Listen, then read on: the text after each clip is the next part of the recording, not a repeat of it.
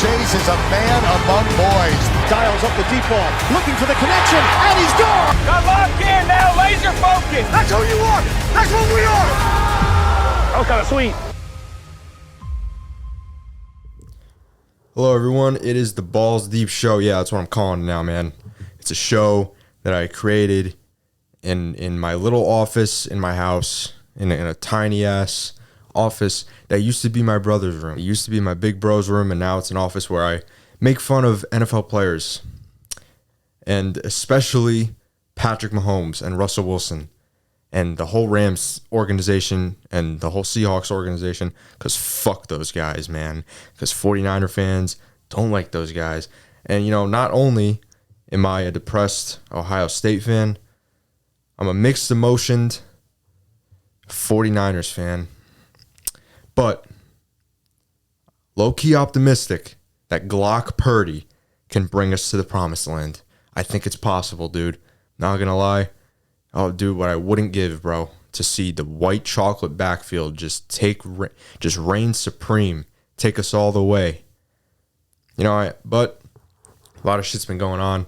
You know, Ohio State faces number one defense, number one team, really, just all around in Georgia, who beat the beat the snot out of LSU. LSU was in that game, bro. They really looked like they were in that game for a little bit, and then Georgia realized, oh shit, you know, we're Georgia, we should be kicking their ass, and that's what they did.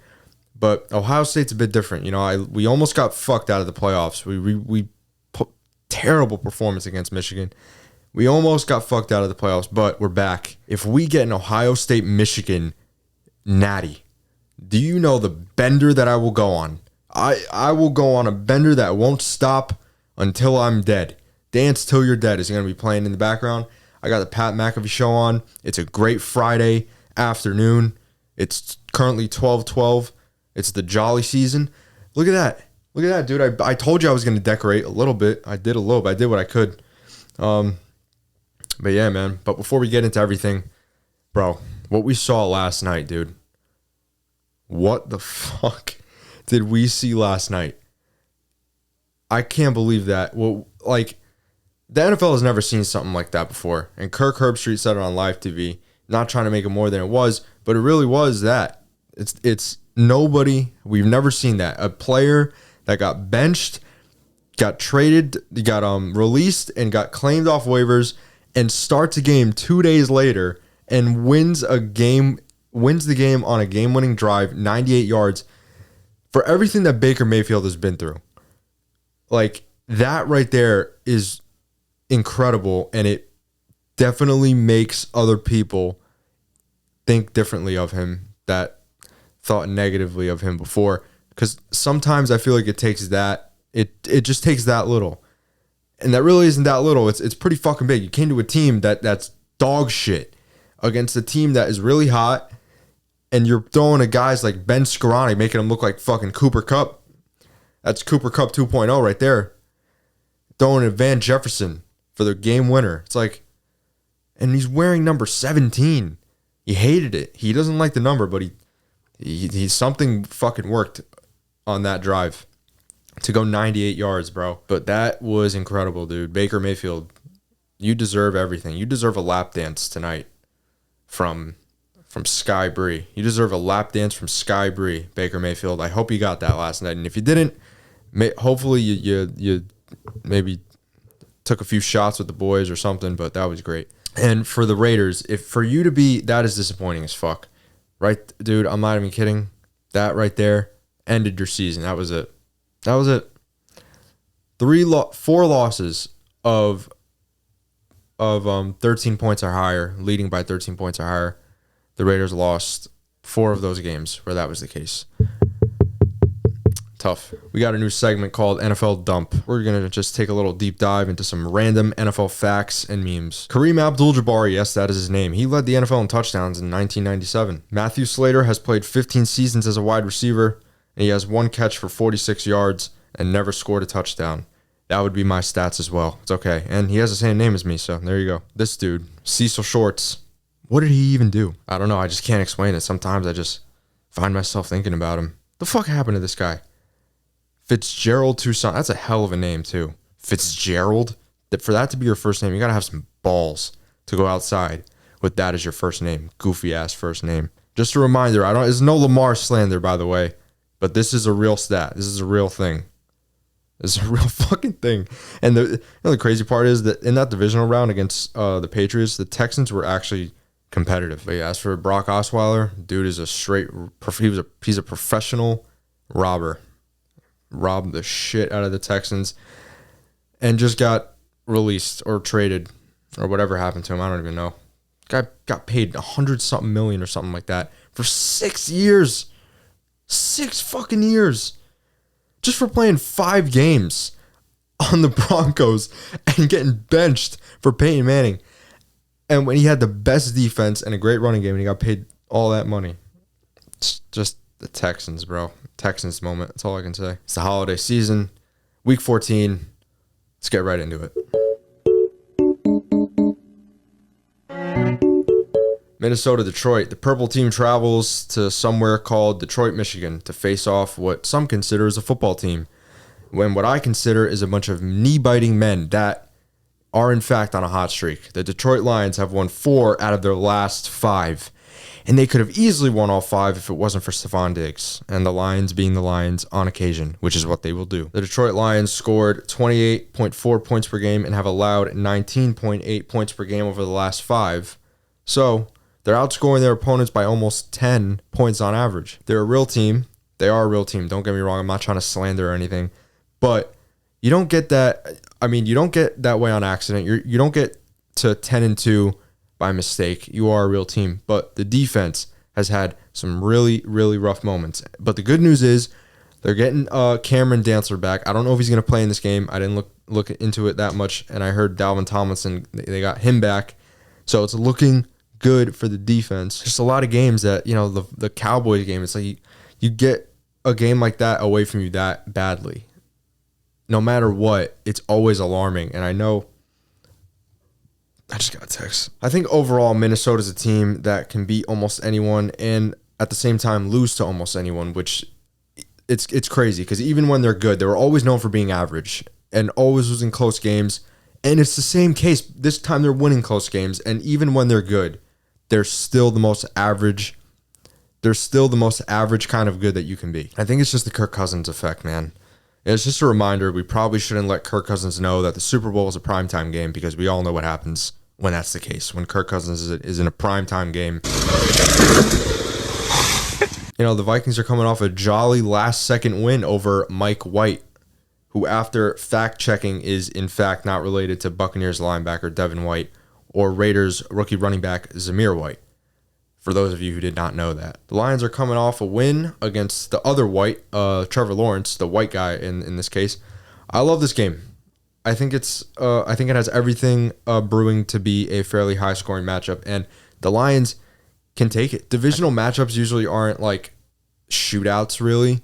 But I think it can get into like a mid-30s, like low 30s game. I think it's possible. Somehow the Ravens are 8-4, which they were last year at the same time. And in this situation, they also had Lamar Jackson out.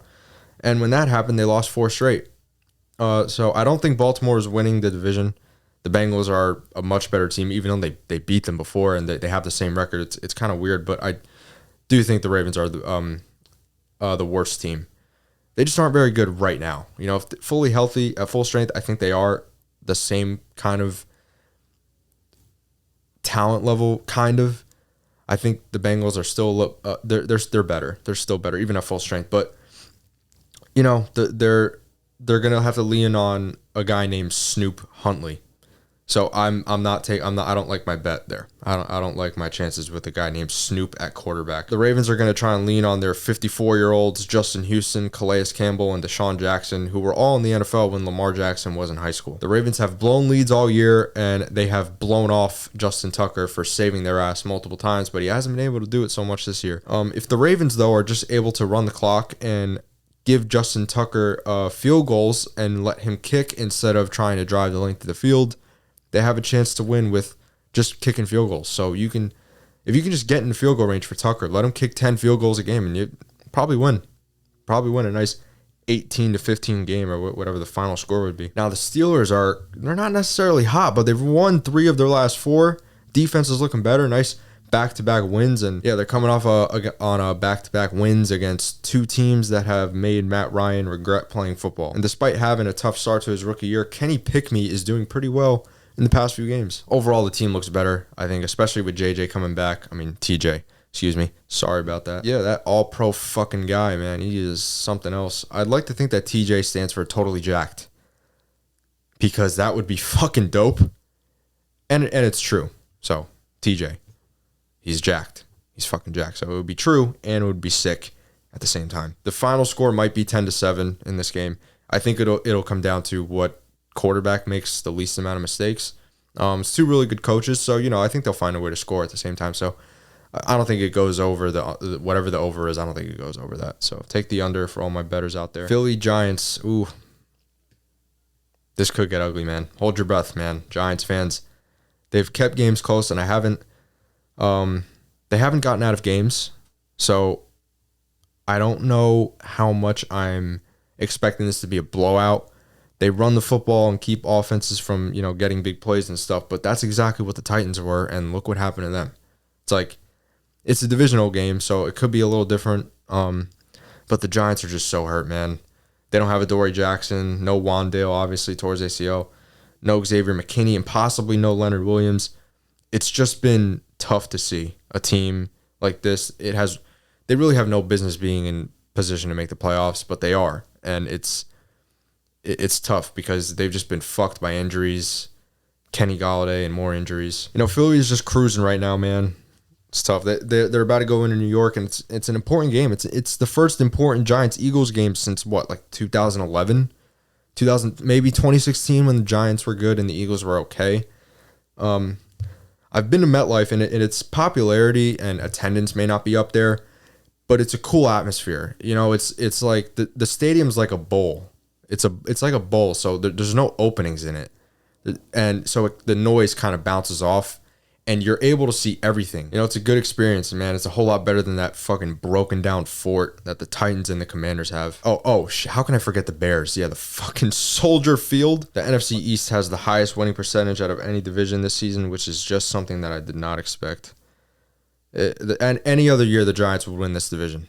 Any other year, but now they just decided to be the greatest.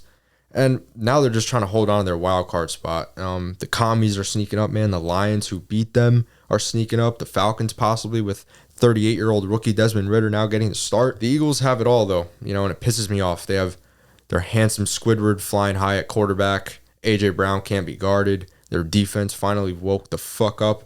And no amount of Jason Kelsey podcasting, though, can make me scared. I want all the smoke. Bring it on, man. You call it half empty, I call it half full. You know what? Lucky to even have a glass of water at all, because that's what the Giants fans are going to need in this game after watching their offense go 3 and out 20 times. I say if you're a Giants fan, I say if you are the Giants, just get aggressive. Take shots, bro. Fuck it. You really got nothing to lose. Obviously you want to win games now. It's important, but take shots. You damn near beat Dallas. You almost beat Dallas if it wasn't for themselves beating their own dick off all game and making mistakes. They probably win that game. Improbable this week, but not impossible. Denver, KC. What is impossible, though, is the Broncos to have any chance at all beating the Chiefs. Now, even though Patrick Mahomes is playing like a god, and playing like a god on Molly at a strip club, he is beatable. God damn it. God damn it. Joseph Burrow showed us you can make the Chiefs play your kind of game, but it's very hard to make them sway that way. They always revert to playing their style, and you're forced to come back every time.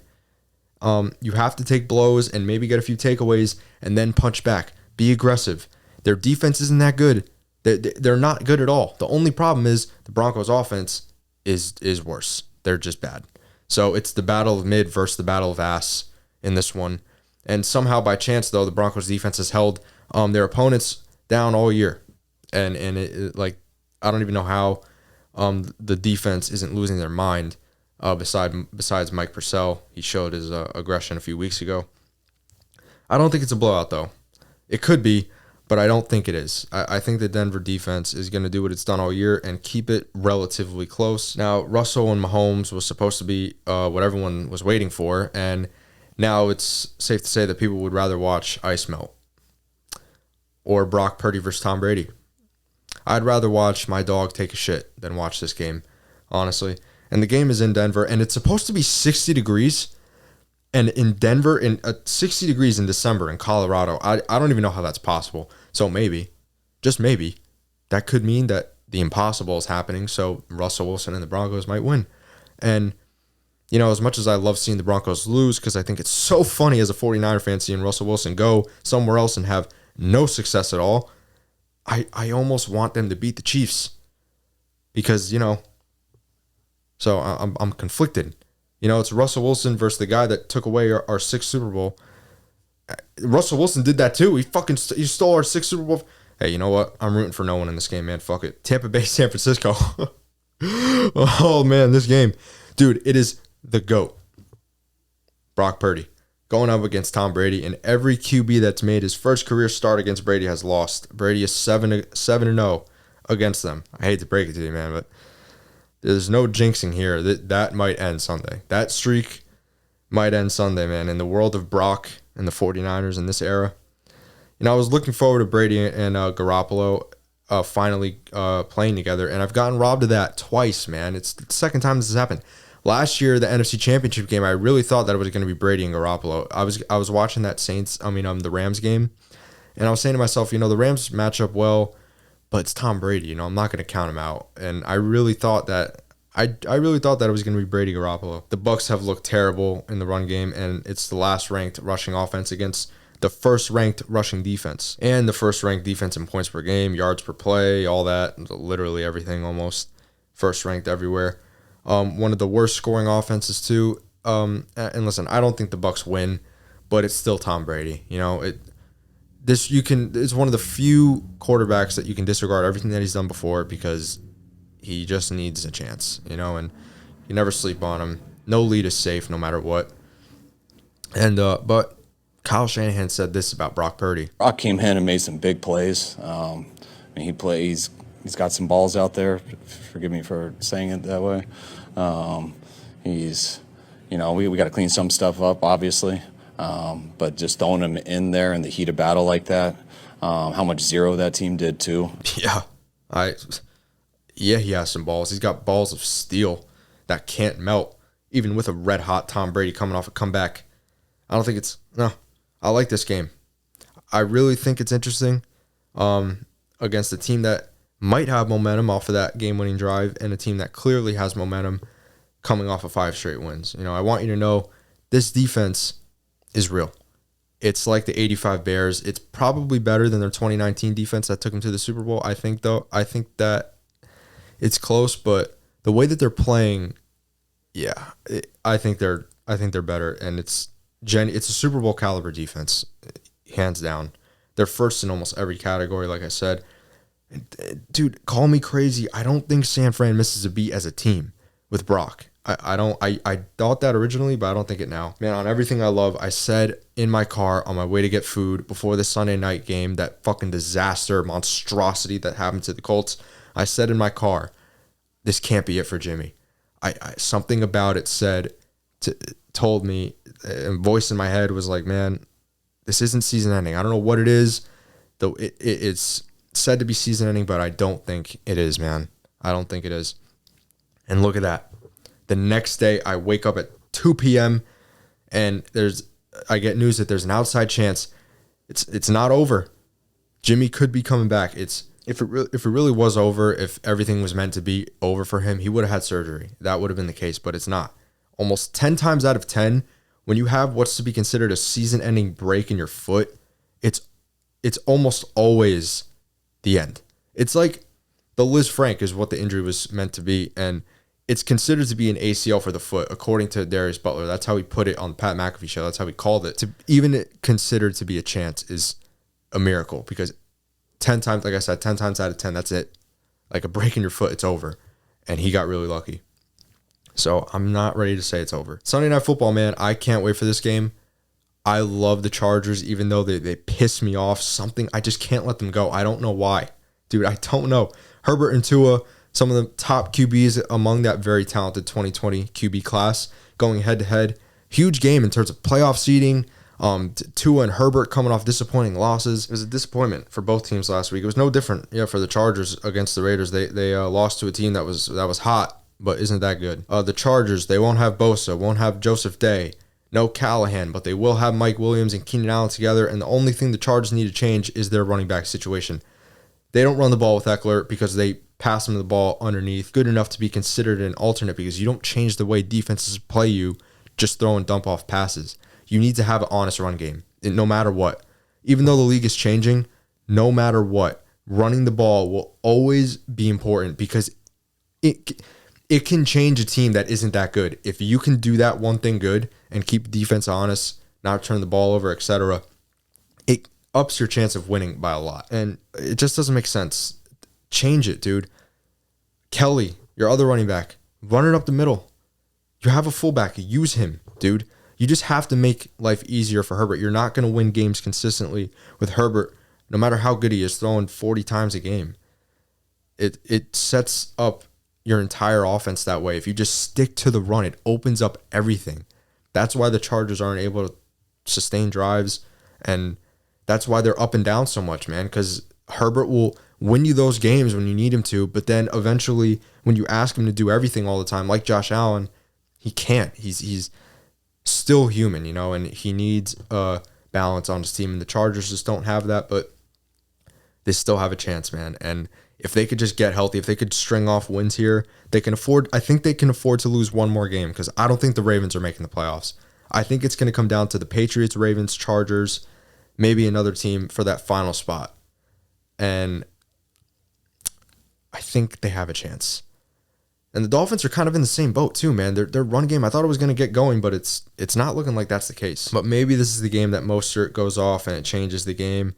I don't know, but it's interesting. I think it's going to be a really, really great game. I can't wait for this one. Some news before we go. Saquon, game time call. Just got that update a few minutes ago. Yeah, he's a game time call.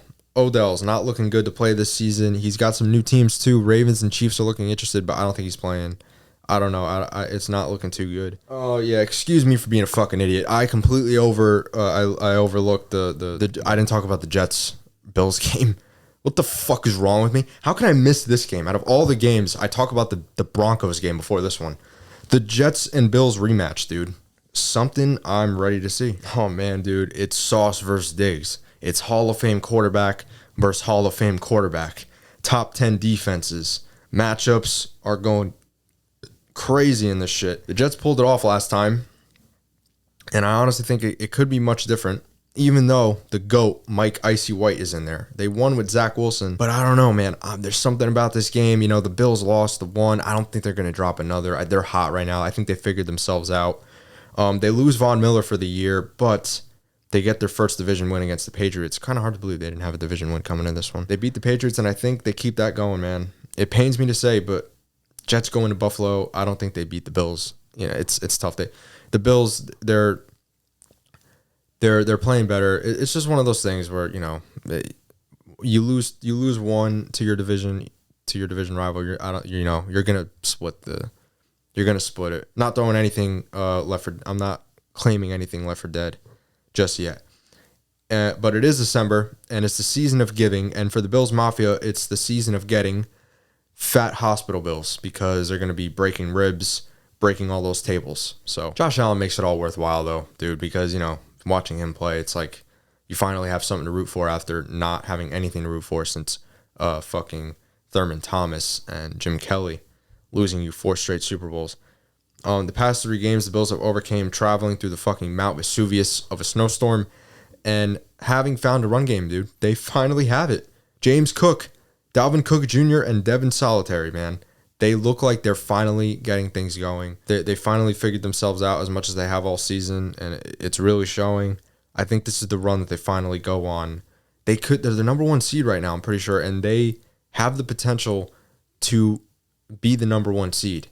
They can play Miami again and beat them. They beat Kansas City. They have the head-to-head. Jets are not competing for that first spot. They have a clear. In my opinion, it comes down to Cincinnati. I think Cincinnati is very, very fucking dangerous right now. I think they're very slept on. They're as good as they were last year at this point, if not better. They are better, honestly. I think so. Just look out for them. I think it's going to come down to Cincinnati, Miami, Kansas City, and Buffalo to get the top seed. I think it's possible that either of them can get it. I really want Cincy, man, because they play Buffalo. It's a lot of that's why you love this shit, man. This is why you bleed and fucking cry and eat and sleep football, man, at this time, because games like this, they matter so much, and it means everything coming down. Big time games. You get to hear Nance and Romo on the call, my favorite fucking commentators. It's great. It's great shit. And I think that the Bills, they win this game, even though Garrett Wilson's coming on, Sauce Gardner and DJ Reed, they're becoming a top cornerback duo. But yeah, I think the Bills got it. And I don't know. It's a big game for the Jets too. And I don't know. It's going to get really interesting. The NFC, you have it figured out for the most part. I mean, maybe something will change, but the AFC is wide ass open. There is so much shit that can change. It is the best. It's the best fucking time of the year. I can't wait to be drinking Sprite cranberry mixed with alcohol, watching Ohio State beat Georgia and go to the fucking Natty and maybe beat Michigan. I don't know. I'm not too confident after that, but this is why we love it, man. And we also love the deep ball. The best Instagram page, the best YouTube page now too, but the best Instagram page on the planet. The best one. I'm not just saying that because I own it. I'm saying that because I believe it. And I want this to be a reason for you to come back, because not only do I want you guys to tell me suggestions for YouTube, I want you to tell me suggestions for Instagram. I make that an open policy, but I don't really say it on stories or anything. I don't really ask followers to give me a suggestion, but if you're seeing this, tell me. So much content on there, man. I promise you it's a great look. If you just want some good NFL content, I have everything. I got news, good graphics. I got predictions, lists, highlights, everything. I'm not just a one-trick pony, like some people. I'm not that. Thanks so much for watching. Enjoy week 14. This has been the Balls Deep Show, man. Yeah, you're going to see me some point next week. Have a good one and go Niners.